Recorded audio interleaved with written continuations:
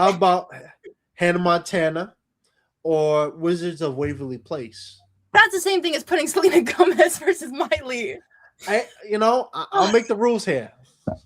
Okay, fine. Because I'm in the music industry, I'll say Hannah Montana. Although I do have a place for Wizards of Waverly Place. All right. You know what? That's a fair choice. Let's keep this going. Let's do Brenda Song or Vanessa Hudgens. Oh my gosh! Ah!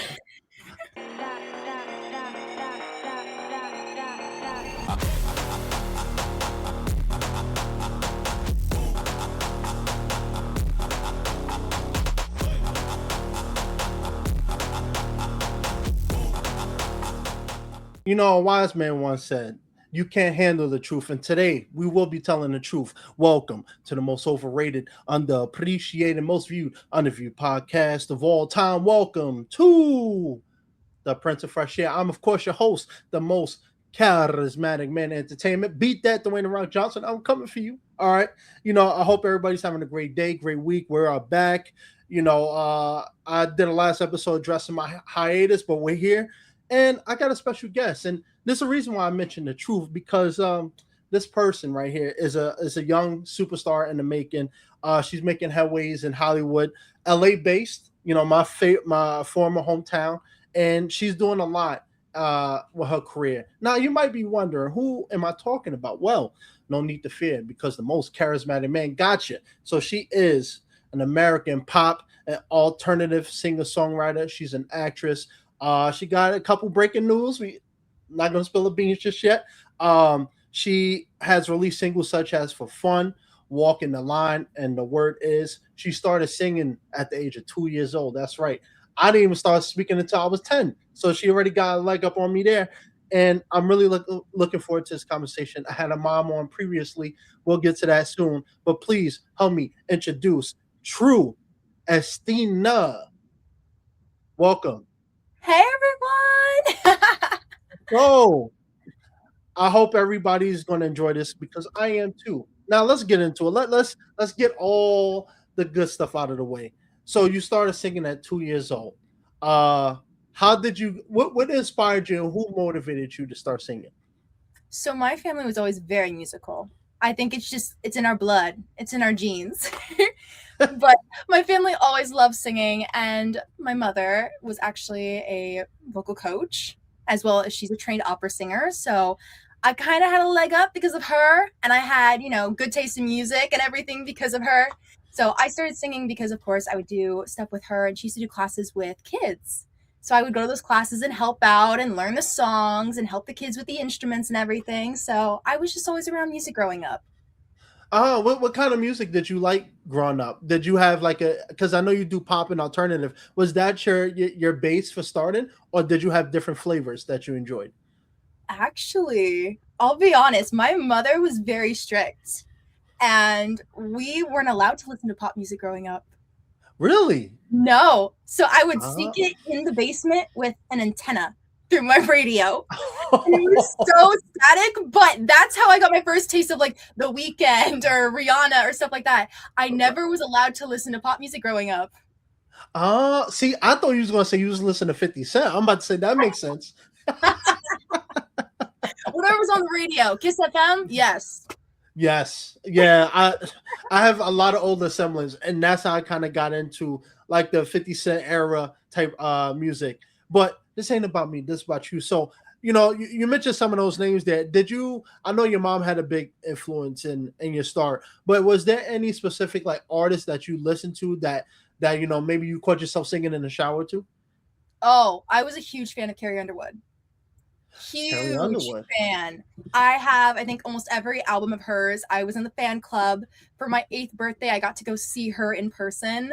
Oh, the best thing in the world. She's an amazing performer. And that's something I definitely strive for on stage, is to have her stage presence and just how she connects with the audience. I've loved Carrie Underwood since I was so young. Probably since I started listening to music. That's incredible. I'm not gonna lie. I've only listened to maybe like three Underwood songs. You got to get on She's, it. I can see it. I, I will say I do listen to a little Lady Gaga. I'm gonna cut that out. Don't judge me. But yeah, I get down a little bit. Uh, but take me back. You started at 2 years old. Do you remember your first time performing? Ooh, my first time performing. Oh my gosh. I mean, I know the first time I started singing that my family caught me, they've told me, but the first time I performed, I think I was it 2.5? And I sang, I think, Amazing Grace, which was one of the first songs that my family said I ever sang the actual lyrics to. Really? Amazing That, Grace. that Okay. was the first song. And it's crazy because, that was what I'm named after, is my name's Grace. And my baba, it was her favorite song. Favorite song. So I don't know. I guess it was just meant to be. Yeah. I mean, were you leading the church choir? I was in the church choir. Nice. Yeah, my Nice. mom was a cantor for a long time, and then, of course, I was in the church choir myself, and then I was in choir in school as well. So, yep, grew around music. Yeah, we're gonna get to your mom because like I said, she's an incredible woman. Her story is something that a lot of people reached out to me about. We'll get to that, but to stick on this topic, I remember I joined the church choir when I was about 12, and I got kicked off within a week. They said I shattered some glasses with my singing voices, so I'll keep the singing to you. You can keep it. But singing is a hard career path. For you talked a little bit about your experience in training. When did you find your voice? Like, when do you feel like your voice came to you? So when I was younger, I always, like, people would call me a triple threat. I was a dancer, I was a singer, I was an actress, but I never knew what I really wanted to do as a career. Like, I'm kind of like, I just want to do all of them. Like, can I? Is that a Right. choice? So that kind of fell into the category of, though, like, you're an actress who can sing and dance, which is what I was for a very long time. But during COVID, I kind of course, didn't have school and I was at home and everything. I went through a really dark period, and I was just mainly in my room by myself. And even with my family, I couldn't be around them because I was in such a dark place that I started not journaling, but songwriting. So it was my outlet. And I Right. started writing songs like For Fun and Not Me and RMD and all these songs. And I realized this was how I was feeling. It was a way for me to understand myself, to understand what I was going through, why these songs were coming through, and also what I wanted for myself. Like the song like RMD, which at the time I was not in a place where I'm like, I'm going for it. This is my dream. I wasn't, but it's something I wanted for myself. So when I wrote that song, it was to give myself hope. And that's Right. kind of how the first album came to be, was that some of the songs were about understanding where you were, like Wasting My Time and the more serious stuff. And then the other one's about getting hope and getting back up. And after, through that dark period, what do you do after? You keep moving. Right. That's incredible. And I want to touch on that just a little bit because I think a lot of times people see, the Rihannas and not every singer writes their own music. For you, how hard was it or how easy was it for you to start writing and actually share your history, your emotions with other people? Because some people don't want everybody knowing too much about them. Was that hard for you to kind of express that? Well, there's two different parts of that question. The songwriting part, that was easy. I always songwrote like little stupid songs, like from when I was like 7 years old. I have recordings on my Gateway computer of me all blurry, just singing the randomest stuff into like a karaoke mic. But then the Right. songwriting, actually releasing it, yeah, that was a different story. I actually, before, when they first heard the music, like when people started hearing it, I said no. I said, I am not releasing this music. There is absolutely no way I can do that. This was just a journal. It was just to help me. But I was at a point where the music had helped me so much out of that hole that I'm like, but if it helped me so much, what if it can help someone else? Right. And that's honestly the only thing that's kept me going, because yeah, it's still terrifying. Like even now, just thinking about like the new stuff I'm releasing, like I still get scared. I'm like, I have no idea how people are going to react at all. Right. But at the same time, I'm like, the reason I started this was to help other people because it helped me so much. And I hope my music continues to do that.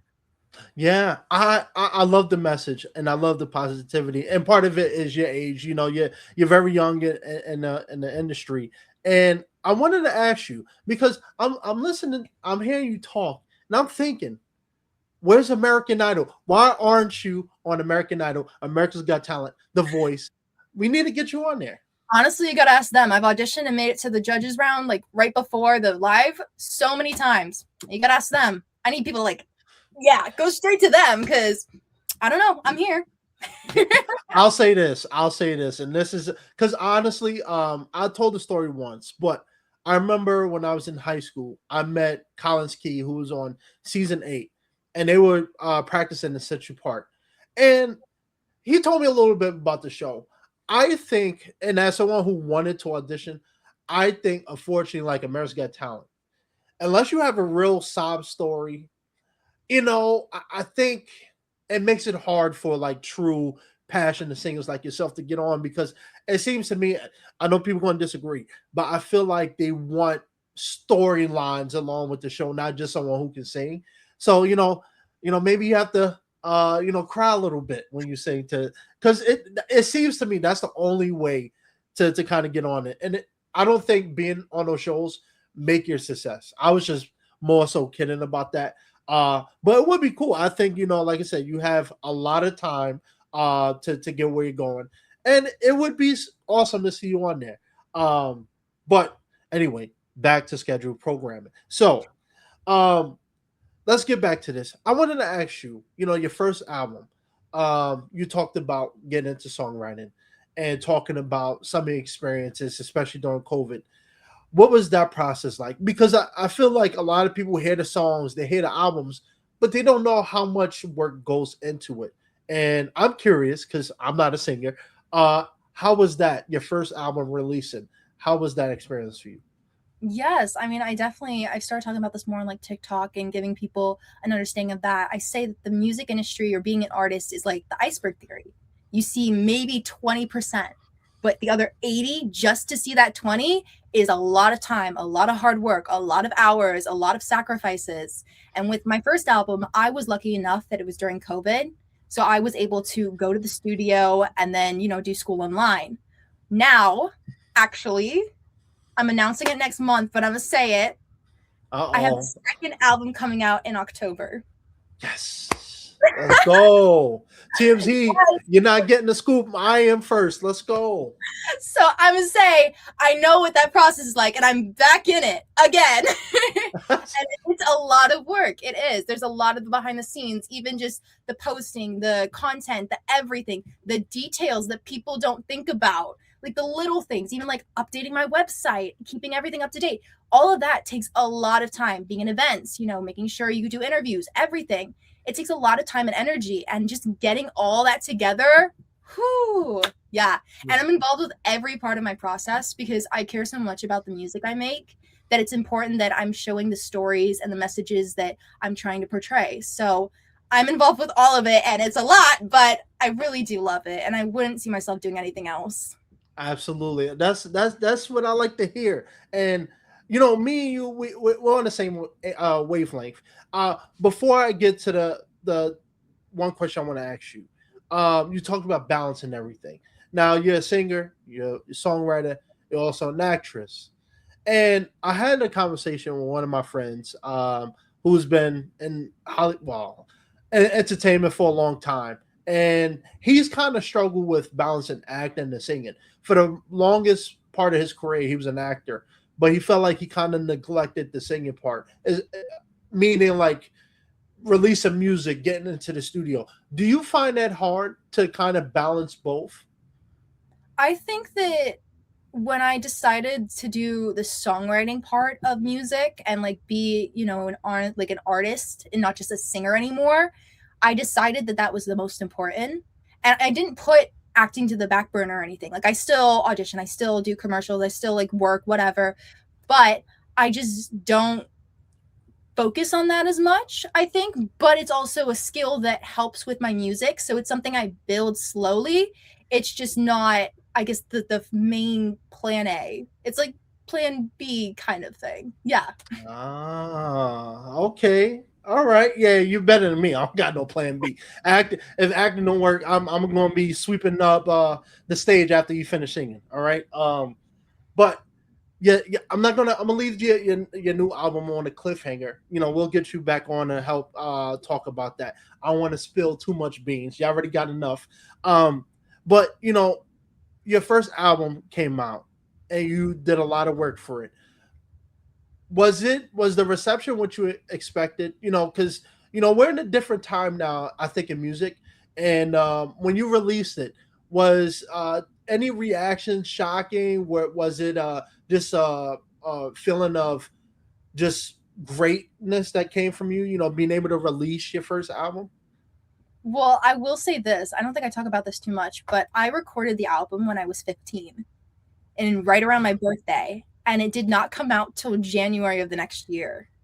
And I think that reason is because I was so, I guess you could call me perfectionist with it, and I was so scared to put it out that it took a really long time to finally just, pull the plug and just do it. But Right. I finally did it. Just I had no idea what to expect. No clue. I mean, this was my first album. I'd released a couple little songs before that, and I put those on the album as well, but nothing like this. So when I released it, I had literally no expectations, and I had no idea like if the music video was going to do well or anything. The first music video got 45,000 views. Ooh, that's incredible. First music video, and I'm just like, it was so crazy. And then I put out the next one, and the same thing happened. And I'm just like, oh my gosh. And then I started getting messages from people saying that this gave me hope to, I gave this to my son, and this really helped him have one more day. Like he feels like this is what he needed to hear. I'm just like, oh my God, people are connecting with it. I had no idea what to expect, but it was so amazing. And that feeling that like I was actually helping people. And then it was crazy because I performed some songs in Vegas, and then I did a song in Croatia, and then of course I performed here. I just did the Mint LA in February. Wow. Ooh. My own show, and it was a preview of the new album. I mean, like, life is crazy, and Wow. I'm so excited. But people connect with the music, and that's the biggest thing. Like I call my community the troopers because we're all in this together. So I love it. I love seeing the reactions. Ooh, the Troopers versus the Swifties. That might, we're gonna get there. We're gonna get there. Share. Yeah, exactly. There's enough room for you there. Yeah. She's on her way out, and anyway, I'm joking. I'm playing. You are very busy doing shows, L.A., Vegas, traveling. It takes a lot. Before we get into that, because I want to ask you, not so much your process, but how do you warm up? How do you get involved in that? But talk about the impact of your mom. Like I said, I had her on the show. A lot of people reached out to me about it. They was touched by her surviving her cancer battle. She's always been a big supporter of you. She spoke very negatively of you. No, I'm kidding. She spoke very positively of you. And she just it seems to me like you gave her strength to kind of get over what she was going through. So you don't have to get too much in depth about it, but just speak about the impact your mom had on you. Yes. Well, she was diagnosed when I was a senior in high school.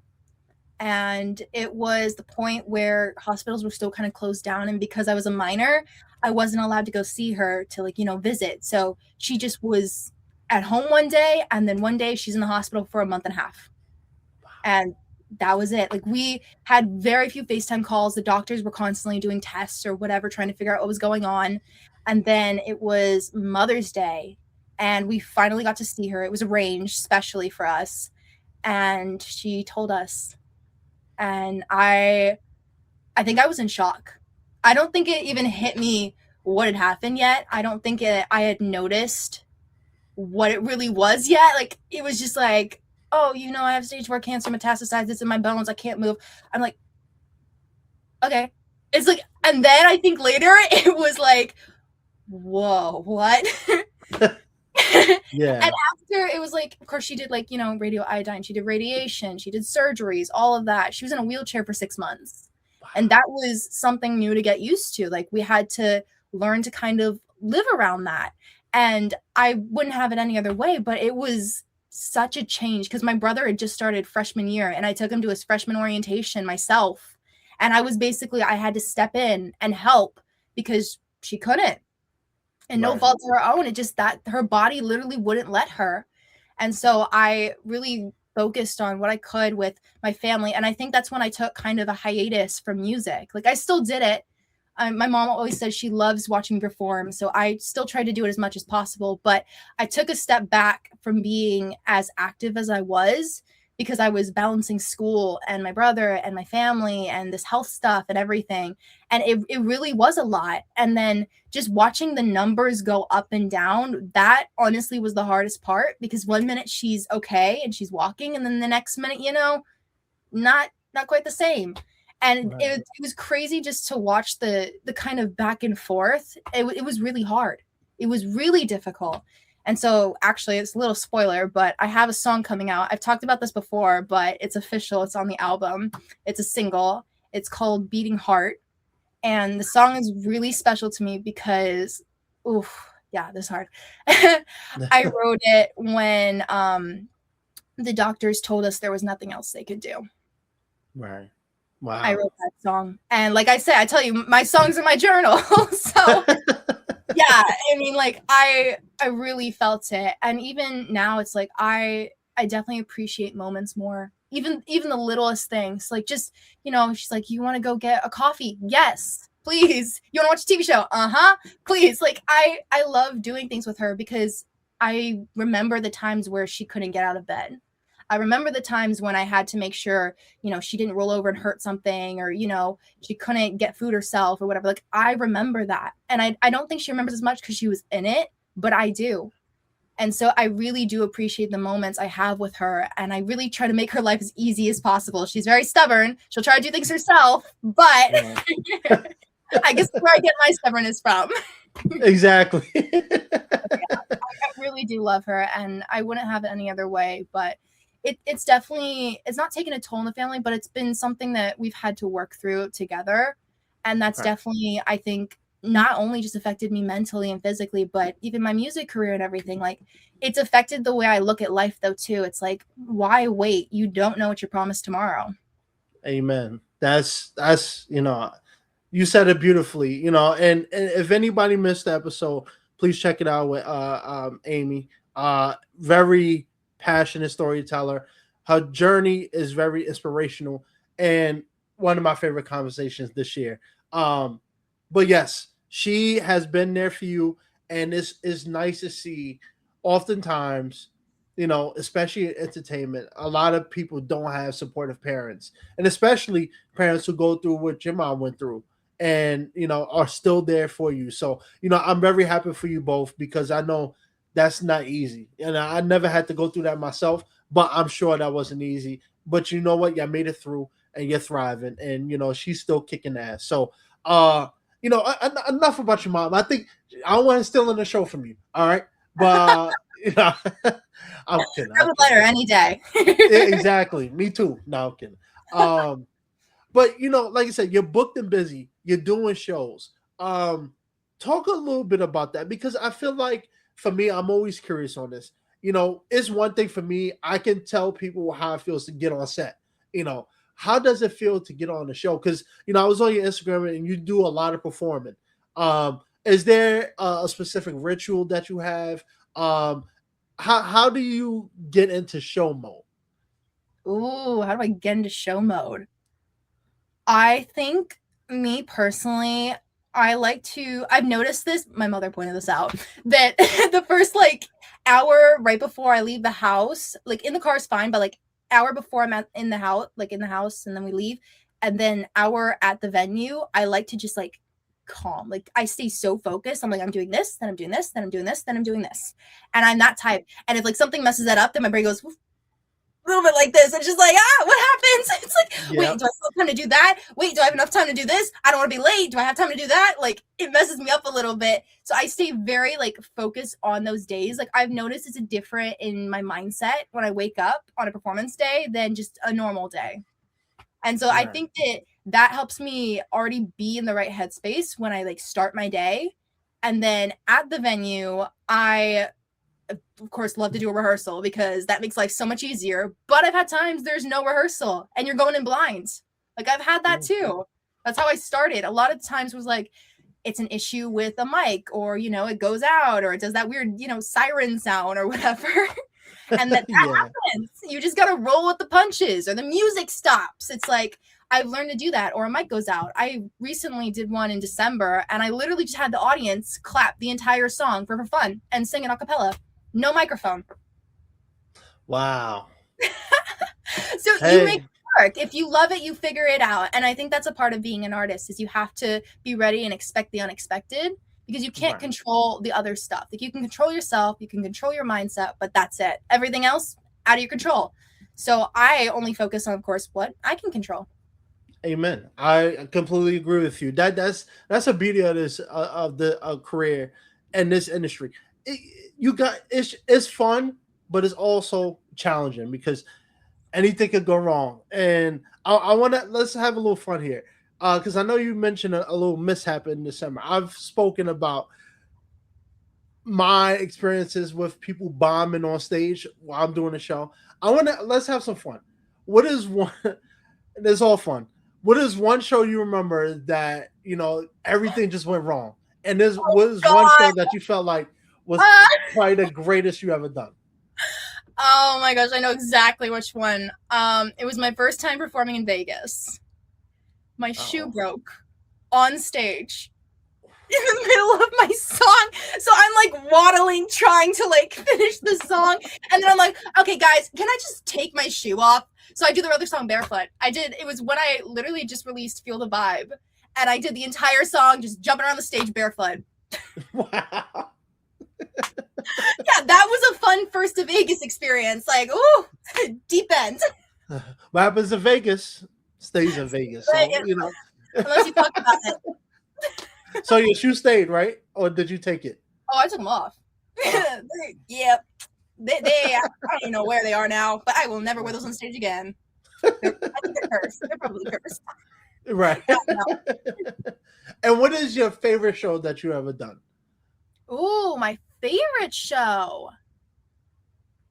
Oh, okay. I think there's. Oh, wait. No, I was thinking of like there's this one. No, definitely the Mint. I loved the Mint. It was so fun. I did my full show, hour and a half. It was start to finish. I had Kasia, who's an amazing violinist, and we did the show together, just us two on stage. And yeah, we put the entire show together.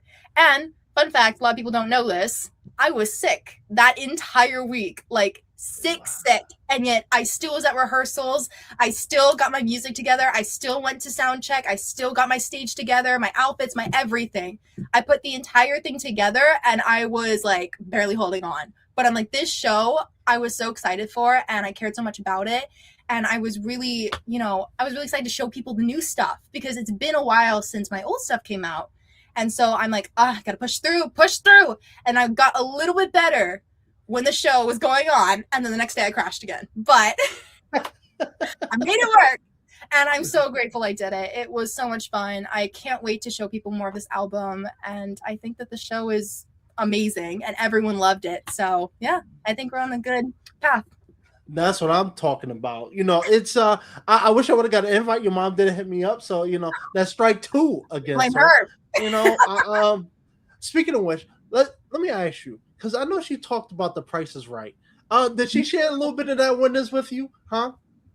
We have a TV because of her, so I guess you can consider that. Okay. Although she did not take me to New York. I'm a little salty. Have you been in New York before? No, never. My family is from there because they immigrated from Croatia to New York, but I personally never been. I have family there now too. New York, greatest place. Okay, I'm a New Yorker, born and raised. I love LA, but I think New York is the best place, and I would be curious to see how you would like it, especially because you get street performers, you got people singing on the subway, you got Broadway, you got off Broadway, you got just so many different venues to perform, and I think you will love it. You know, LA again is still up there, but I'm biased. I'm a little biased. So your mom, she did you dirty without taking you. So To be strike fair, three. I was 15, so I couldn't have drank or anything. So fair Right. enough. Fair enough. Fair enough. Now let me ask you, who is five artists if you get to choose five living, not retired, still performing, five that you would choose to work with that you want to collab with? Ooh. Okay, I know top three immediately. Carrie Underwood, obviously. Yeah. Like, yeah. Carrie Underwood, Bruno Mars, BB Rexa, Pentatonics. Let me see who's fifth. Gotta go through my list. I don't know, maybe someone like Ariana. I know she's not doing a lot more music after this tour, but maybe a girl can dream. Huh. Interesting. What about Sabrina Carpenter? I'm open. I'm open. She's a great Yeah, songwriter. So she is talented. I'll give her that. You know, she'll make music for me, but she's good at what she does. Now, you know, I mentioned at the top of the show, um, sometimes you just got to tell the truth, right? So this is the part of the episode where we put you in the hot seat. True. So oh, that's the name. Okay. yes, so the hot seat is a nice special segment that I came up with that, you know, we often got to make choices in life, and now you get to make your choices. So you might have wondered why I asked you about Disney earlier, but Okay. because we're doing the Disney hot seat. So we're gonna be doing. I'm gonna give you two choices. I'm gonna throw in shows and names, but I'm gonna give you two choices, and you just make a choice. You can give a brief exclamation why, or you can just say the name, and we'll move on. But Okay. this is your turn. Are you ready for the hot seat? I'm ready. All right, we starting off strong here. Let's do Zac Efron or Corbin Blue. Corbin Blue. Corbin Blue. Mm-hmm. Let's do Raven Simone or Selena Gomez. Oh, I'll do Selena only because I really love her music. So it's a little cherry on top. That's fair. That's fair. All right. How about this? Miley Cyrus or Selena Gomez. Ah, oh, hmm. They both do music. That deletes the cherry. Oh no! Now what? Oh. Okay, I really love Miley's new music, so I'll go Miley. Okay. You know what? I have no dog in this fight. I'm gonna keep my mouth shut here. All right. How about this? I'm gonna make this interesting. Let's Okay. take it to a little bit of actors. Dylan or Cole Sprouse. They're twins. You got to choose one, though. You got to choose one. I have a favorite, but They're twins. I only see them as twins.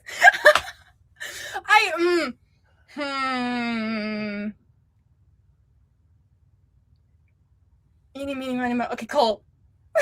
Cole. Okay, all right. Eeny, meeny, miny, mo it. I'm not saying lips are sealed. Oh gosh, I'm so bobbing this. It's hard. It's hard, right? It is. It's so hard. Now you know what? Since I made you choose the twins, let's do this. Let's switch it over to a little bit of shows. Let's do The Sweet Life of Zach and Cody, or That's So Raven. Ooh, I like the premise of That's Where Raven better. Okay. How about Hannah Montana or Wizards of Waverly Place? That's the same thing as putting Selena Gomez versus Miley. I'll make the rules here. Okay, fine. Because I'm in the music industry, I'll say Hannah Montana. Although I do have a place for Wizards of Waverly Place. All right. You know what? That's a fair choice. Let's keep this going. Let's do Brenda Song or Vanessa Hudgens?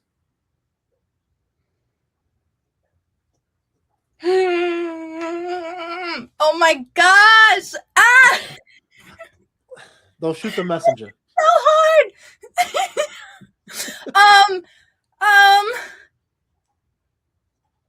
Okay, Brenda Song. Brenda Song. Okay. Yeah. Final choice. Wait, don't make me second guess. Hey, I'm just making sure here. You know, Both? Is that an option? now you gotta choose one.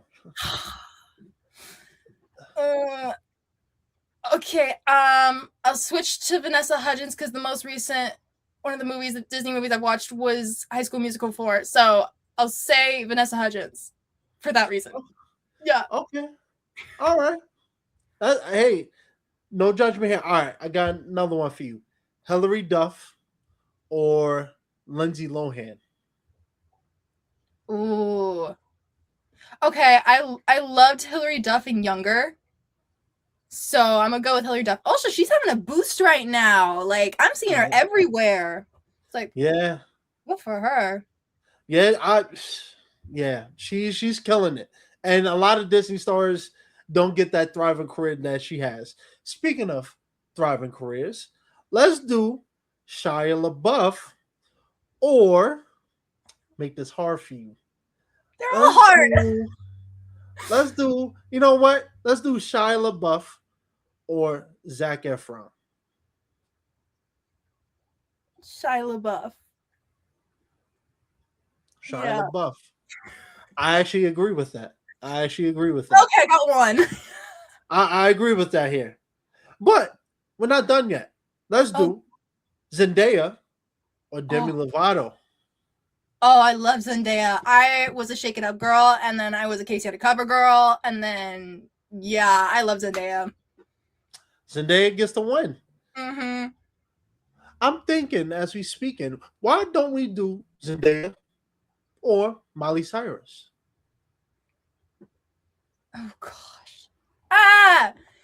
It's like, you can't pit an act. Well, okay, Zendaya can sing, but you can't pit an actress against a singer. That's like, they're different. They're different. It depends on your criteria. I know. Oh. Okay, well, Zendaya's having a really good year this year, so I'm gonna say Zendaya. I agree with you. All right, you know what? Let's do Camp Rock or High School Musical. Ooh. I really did like Camp Rock. Yeah. The Jonas Brothers, Demi Lovato, like, yeah, I think Camp Rock. Although High School Musical has one more movie than Camp Rock, and it was turned into a series. But when I think of the two, Camp Rock comes to mind. Yeah. Ooh, that's an interesting choice. Wrong choice. Got it. I'm not saying nothing. Nope. All right. Oh, I'm so behind this. Oh no. Oh no.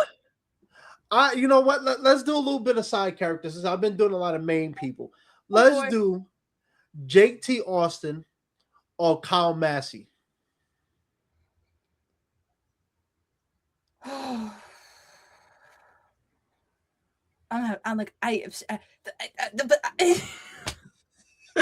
glitching over here. JT. Okay. All right. I'm still failing. Oh my gosh. People are gonna cancel me for this. This is so bad. Oh my gosh. It's hard. It's hard. So hard. I'm gonna have to back and write on Twitter why I chose every single answer. This is so bad. Oh my god. Well, it's gonna be a lot of explaining to do when you're done. Yeah, I know. Speaking about explaining, let's do Emily Osment or Ashley Tisdale. Ooh, Ashley Tisdale. I used to have a crush. I'm not gonna lie. I used to have a crush on Emily Isma. So I, That's I'm not fair. split. How was I supposed to know? I'm split. I'm taking looks out of it. But let's do switch to Jason Earls, or let's do Phil Lewis from Sweet Life of Zack and Cody. Phil Lewis. Underrated. Yup. Underrated. Underrated. Gold. Now we could keep this going on, but I'm very biased when it comes to Disney. So I'm gonna ask you two more. Let's do Corey in the House or Raven's Home. Raven's Home. I also like the remix or the remake. Man, all right, I got to chime in. Again? Corey in the House is one of the most underrated Disney shows. I feel like it didn't get the run that it deserved, and it's not as appreciated as Sweet Life and stuff. So mainstream, I get it, but I'm a Corey in the House guy. I go back and watch Sunny with a Chance and Kim Possible like all the time on YouTube.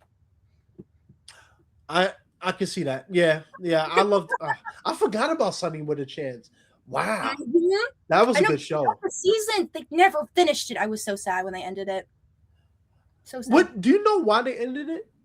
No clue. I guess I gotta do more research on that, but I loved it. It felt like they ended it before it was supposed to end. Yeah. Speaking about ending, I'm gonna give you top choice. Now it might be a little unfair, but I think that Disney is always going to have their big two. And it's going to be debatable who those big two are. Mm-hmm. So I want to do Dylan and Cole Sprouse. The twins. Okay. Or Raven Simone. You're pitting two people against one person. You have to. It's you can't have Sweet Life without them two.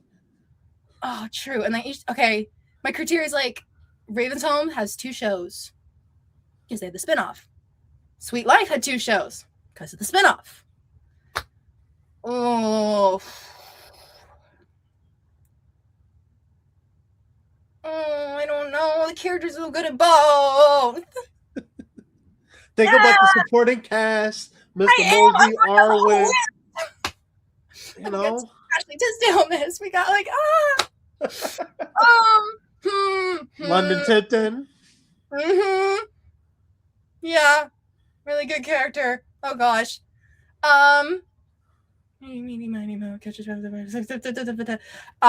Raven's Home. That's fair. So you're going with Raven. You're going with Raven. Raven. Okay. Stick with Raven. You know what? I actually respect it. I think you don't get Disney without her. Now, some people might argue Shia LaBeouf and stuff too. It's subjective, but I think Cheetah Girls. Cheetah Girls too. But I don't know if Disney would be where, because if I'm not mistaken, That's So Raven is probably, I think, the longest running Disney show of all time. Really? So, yeah, they're the only That's So Raven is the only Disney show that got more than 2 seasons. I think they got 3 or 4. No other show have crossed that. If you count spinoffs, then you could count Sweet Life. But if you went just purely shows, That's So Raven is the longest running. So that says something. I watched her podcast. She was talking to Kyle Massey about this, where she doesn't want to take the credit for where Disney is. But if you look at what her show has done, it's hard to argue that she kind of is the face when you think about long-term Disney Channel success. So it's subjective, but I'm fine with either answer. Yeah. But I will say, as a kid, I watched Sweet Life of Zack and Cody, and that's what got me into acting. So I still appreciate That's So Raven, but I just have a more relation to Sweet Life of Zack and Cody. That's but fair. you survived the hot seat. Oh, A barely. Woo. couple bullets, a sweat, but you made it through. Uh, let's get back to this. You've done shows, you've performed, you sing, you write. What is Where do you see yourself in 5 years? I know you have the new album coming out. Actually, before we get there, let's give a little teaser, shall we? You have a Mhm. new album coming out later this year. Um, and I know you did a show recently at the Mint to help promote it.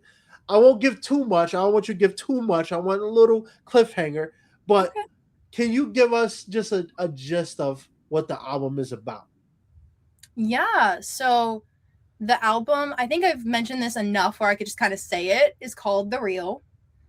And I think that kind of encapsulates what the album is about. It's really, choosing to finally let go of expectations and literally accepting yourself in the Right. truest sense. It's accepting yourself, living in yourself, finding out who that is, because we don't always know. And I think when you lived under someone's expectations for so long, you don't know who you are. And so it's moving away from that and now finding yourself in a crazy world because life still happens. Right. And I want to ask you a question, and maybe you haven't experienced this, but I've talked to people who are singers in this industry, and you kind of seen it now, where you want a balance of having relatable music, telling your story, but also being that marketing singer that agents, not agents, but record labels and stuff want. Do you find yourself having to do that tug of war with yourself where you want to promote, you want to share your personal experiences, but you also want to give out music that people want to bump to all the time? Like, do you find that it's hard to kind of balance it, or are you just doing your thing right now, staying in your lane, enjoying what you're doing? I'll be fair, I went through that. And I think that was even with this track list, I was struggling because I'm like, oh, but this one's more marketable, or people might relate to this one, or this one's good, or oh, this one sounds really nice. And it's like, I went back and just finalized my track list. And I'm like, no, these are the songs that have messages that mean something. They're the ones that I relate to. They're the ones that show where I've grown and how much I've changed and where I'm at now. I mean, my first album came out when I was 16. I recorded it when I was 15. Some of those songs are from when I was 11 years old. Like, a lot has changed. It's been 6 years already since, the album. And now I'm like, I'm ready to show people how I've grown and changed and how my music's grown and where I'm at now. And I think that's what really helped me decide what I wanted to put on this album. And I said, people are going to love it. They're going to hate it. They're going to have their opinions. That's totally fine. It's not for everyone. It's not supposed to be for everyone. And with this music specifically, I just hope that they connect with the messages. Right. And how do you balance that? We oftentimes, especially creatives like you and myself, you have to deal with some of the, of course, people want to sing those praises, and then you get on social media, you might get a couple trolls. Oh, this is garbage or whatever. How do you find that balance as a performer, as an artist, where you want some of that critique, but you also want people to respect what you're doing? Do you find that hard to kind of always remember why you got into it, or is it just something that just comes with the career? I think it's something that definitely comes with the career.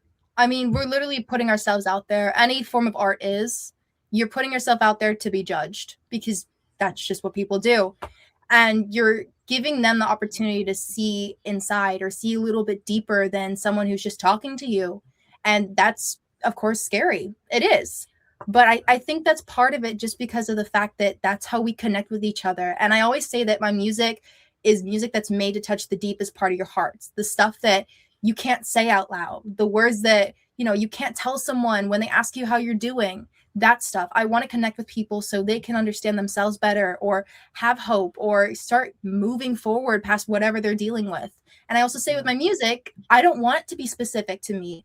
I want it to be relatable in a way where you can take it wherever and whoever you are, you can take it and use it how you need, whether that's you're 60 years old, whether you're 14, whether whatever, the music relates to you the way that you need. Right. That's the spirit, and that's the attitude. I think oftentimes you see singers, actors, musicians talk about some of those struggles where, they feel the energy, they feel the love, but they see that one negative comment on Instagram, and it not that it spirals them, but it drives them to go even further. But not everybody can handle that. It's very hard to sometimes balance the love and the praise, and then the occasional "you suck." You're always going to get that. No matter where you are in your career, people are just people. But on a positive note, I know you have a couple things in the works. You don't have to give too much if it's going to spoil it, or if you got NDAs. But I know you got some acting stuff, some singing stuff coming up. TMZ is going to be trying to clip this. So if you want to just give the people a little spoiler what's coming, what do you have cooking up? Okay, I can say this month, because right now I'm in the beginning of July and there's a lot coming this month specifically. I'll leave the other months to run their course, but this month specifically, I just dropped the music video for RMD last month, and actually today, crazy enough, it hit 25K. Nice, congratulations. Thank you. And after such a long hiatus, like I took a year and a half away, like that is crazy to just see people connecting with it again and loving the music. And I also got to show Croatia, and I got to show Ilovic, which is where my family's from, and show it in these music videos in such a beautiful way with these songs that mean so much to me. Was a dream come true. And now I have another one coming out called Not Me, which title kind of tells you what it's about. It's called Not Me, and I also filmed that in Croatia, and it was so special. And there was always such supportive people, even though they didn't understand it, like everything I was doing. Like people were so supportive. There were like kids who came out and like watched the filming and stuff, and it was so cool. And like they were dancing. Like I loved it so much. And that's coming out actually the 10th, which is technically today, but it's coming out today. And then I have another music video that is called Walking the Line. And this was one of my songs, actually the first song on my last album that I co-produced. It was the first song that I put my identity into, and I finally understood music enough where I felt like this is a song I could show people my way of doing music. And I think that the new album kind of leans more into that. The last album was more like, upbeat, more pop, that type of thing, because I was still figuring it out. And then that song kind of tells you, I guess, where things are going. And so I'm really excited about that music video, as well as the much awaited short film for The Word Is. I released the music video last year, and the short film is coming July 31st. Wow. Yes. I can't wait for that. We have a lot going on. There's more too, but whoop. Yeah, we'll get you back on. We won't spill all the beans. We want to leave a little bit of Easter eggs here, but you know what I found so cool? I think Michael Jackson popularized the short film type music videos, and we kind of lost it for a while, and it's nice to see that come back. And I can't wait for people to see it. I can't wait to watch it. I think that's what we miss a lot of times. I feel like the visuals of music is kind of gone. Like I haven't sat down and enjoyed a music video in so long that wasn't Michael Jackson's era. So, I'm glad you're doing that. I loved music videos. That was my thing. I would just scroll through all of them. Oh yeah, I loved music videos, and especially with this, because I'm also a trained actor. It was so fun to put those worlds together and combine them and put everything together, and the team and the actors and the crew and everything. It was so amazing, and I'm so grateful for how it turned out. But I really did love it, stepping back into my old shoes, but also giving a little bit more of an in-depth, I guess, look into the song The Word Is, which is really exciting. Yeah, I can't wait for it. This might sound like a stupid question, but I gotta ask it. So I was just watching a music video. I won't mention the artist. He's currently in jail. So, just know baby oil's included. But I was watching a music video, and I've always been intrigued how, like, sometimes you'll see the artist, like, they'll rap along with the lyrics in the music video, but most of the time is them doing other stuff. When you shoot music videos and you're on set, are you playing the music in the background? Like, are you acting out everything while the music is playing, or like what is that process like? Because I've never seen it in person, and I'm curious. Yes, well, it depends on the kind of scene. There will be scenes where like it just wants to like reactions, and that specifically will just play the music in the background so we know what part or what timing or camera or anything. And then there's times where I'll either sing it myself, but we want to stay on time. That's the biggest thing. So usually we'll play the track and then I'll sing on top of it. Oh, okay. Yeah. It's nifty. I've always found it so creative. One of my favorite music videos that I saw recently, well, not that recent, was This Is America by Childish Gambino. Mm-hmm. The cinematography was incredible. I love the different layers and stuff to it. And like I said, I can't wait for it to come out. I can't wait to check it out and help promote it for you as well. But before we wrap this up, I think like the hot seat, we always got to make a choice, and but sometimes life is what we choose to make it. Where do you see yourself in 2 years from now? Do you see yourself, doing a third album? Do you see yourself maybe having your own residency? Where do you see yourself? Where do I see myself? Well, I will say that I'm a very involved artist. So, yeah. There may or may not be things in vaults and in inboxes and things like that. We'll see. I don't know. Okay. But I'm a very, very thorough and involved artist. I will say that. Oh, okay. But for the future, I definitely would love to tour. I'd love to meet everybody, all my troopers, everyone who's, been a part of this journey, or anyone who loves the music or connects with the messages, and even just talk to them. Like, I feel like the biggest thing is with the music is I'd love to create a community, and I don't want it to just be fans and I'm a singer, because I'm not. I'm also a songwriter. Like, these are real words, real stories, and I hope people connect with the messages. And I would love to meet as many people as possible all around the world. I would love to tour, as well as I have more stuff in the work right now, but I would love to tell more stories. And I think we're starting to do that. We're trying to tell lots and lots of stories. Yes, I really hope that you continue what you're doing. Like I said, I'm not a triple threat. I can sing it, I can act and dance. Singing, I'll leave it up to you. But I think there's so much you can do. You have a lot of potential. You have a lot of things going on for yourself, which is, in the industry that goes ups and downs is hard. And you found that good balance of being able to do your craft and enjoy it and perform. I know a lot of people will love to hear your voice and hear your journey, because there's people out there who are trying to be like you, who wants to get there, and you're already getting there. So if there's somebody watching, maybe a little girl, maybe even a little boy, somebody out there listening, what is something you would tell them that helped you throughout your career? I think that my message to myself or to a younger kid or anything has kind of changed. But I think the biggest thing right now is that life happens. We can't control it. All we can control is today. So if you're doing what you love, keep going. If there's something that you love that you haven't started yet, or you're afraid, what's the worst that can happen? Honestly, right. Like, you can do so much more, especially now with nothing. Like, we can make things work. There are ways around things. Things will work out the way they're supposed to anyways. So just do what you love. Don't waste time. Just go out there and be yourself. And if that's an artist, join me. I'm open. Yeah. That's what I'm talking about. See, you're already there. I can see the star. I can see the star just shining right there.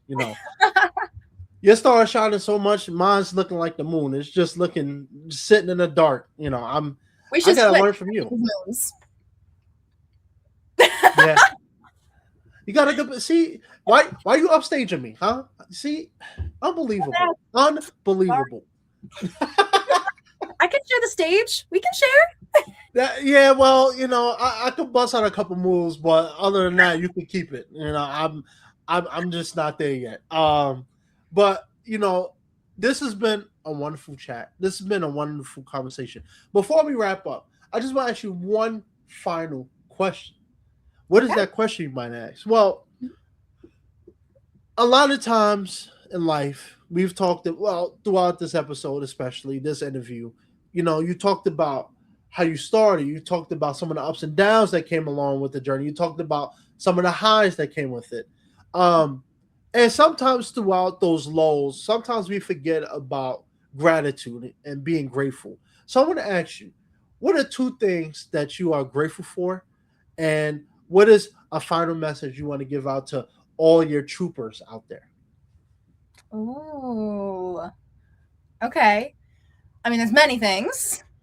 First of all, I mean, of course, I'm very grateful that my mother's health is in a place where it's better than it was. I'm Right. so grateful for that. And I'm grateful I get to do what I love.